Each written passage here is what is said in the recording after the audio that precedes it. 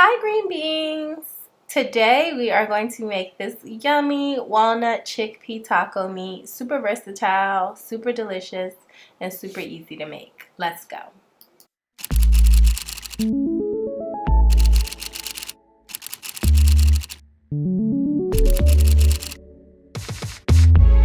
Okay, so the first thing you want to do is finely chop 4 cups of walnuts. And you don't have to chop them super small, just how you see in my bowl.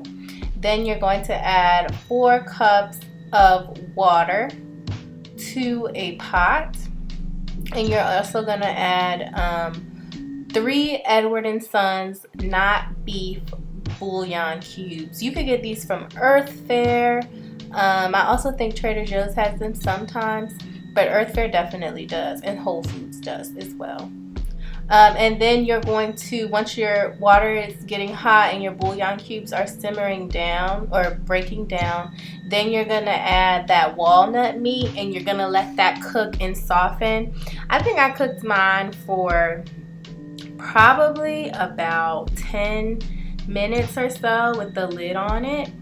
And just let the bouillon cube seep into the meat and do its thing. The smaller you cut your walnut meat, the less chewy it will be, so you can keep that in mind on your size. I'm also adding in 1 onion and 1 bell pepper and 1 jalapeno.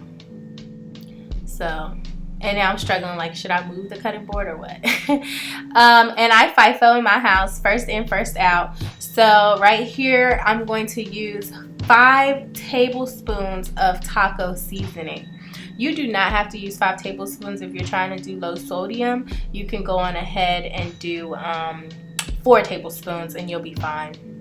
And then you want to open up 4 cans of chickpeas and crush them in your hands very fine. You could chop them up, but it's not really worth it. I'm just crushing them a little bit so that they blend into the meat and mix very well. So you guys will see right now what it looks like all chopped up. You see I still do have some chickpea pieces in there that are whole, but for the most part I just chopped them up.